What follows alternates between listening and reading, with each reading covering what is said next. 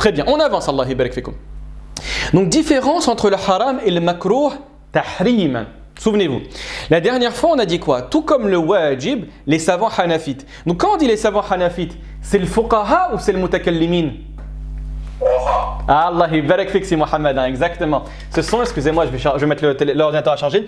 Effectivement, ce sont les fuqaha. Et c'est absolument pas les mutakallimin. On a dit que les mutakallimin, c'est l'avis majoritaire. Et le fuqaha, c'est les savants de l'école hanafite dans l'usul.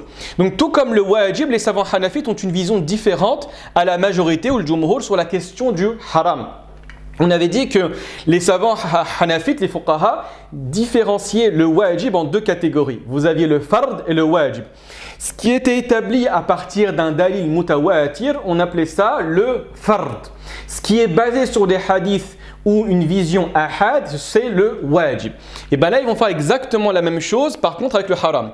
Les savants hanafites nomment haram les statuts juridiques basés sur le texte mutawatir. Donc ils vont nommer par exemple le shirk haram. Pourquoi? Parce que c'est basé sur les textes mutawatir.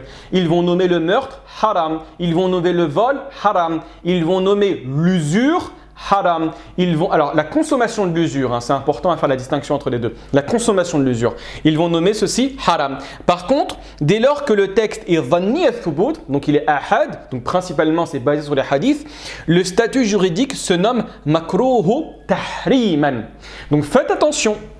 Si un jour, vous ouvrez un livre parmi les ouvrages de référence de l'école del fuqaha et ils vous disent que cette action-là est makruh, ne pensez pas, barakallahu fikum, que ça fait référence au makruh dans le sens je peux le réaliser mais il est mieux de le délaisser. Ça dépend de ce qui va être dit par la suite. Des fois, ils vont dire simplement makruh, mais c'est la signification de makruh tahriman dans le sens c'est le haram. Hein. Les savants des mutakallimin ne font pas la distinction entre le haram et le makruh tahriman. Donc faites attention à ce que vous allez retrouver des fois dans certains livres. Des fois, vous allez retrouver l'imam Malik, l'imam Shafi'i, l'imam Ahmed qui vont dire ana akrahu hada. Littéralement, je déteste ceci. Mais quand eux utilisent le terme de akra, ça veut dire uharrim. Par contre, ils font une distinction, comme j'expliquais la dernière fois.